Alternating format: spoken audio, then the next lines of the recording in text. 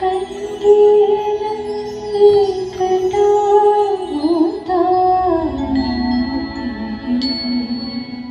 पोरींची तर हसायची, रुसायची, भुगायची, भांडायची, चिडायची, रागवायची.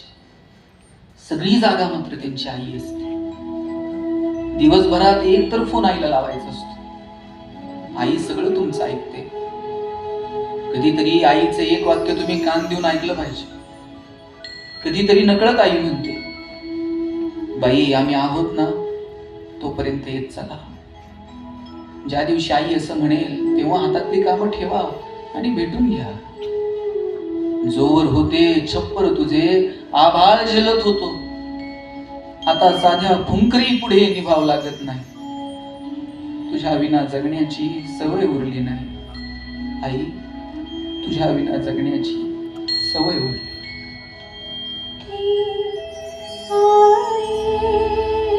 होती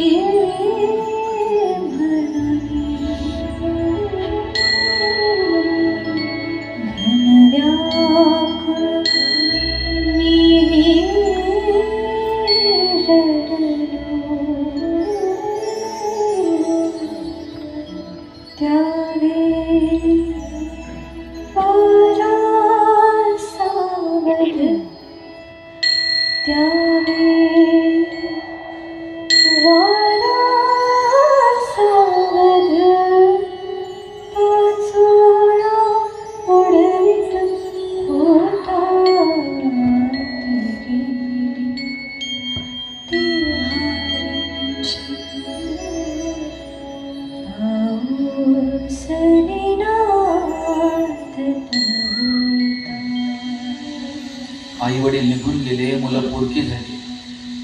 सगळी भावंड पैठणला आली. शुद्धीपत्र मागितलं.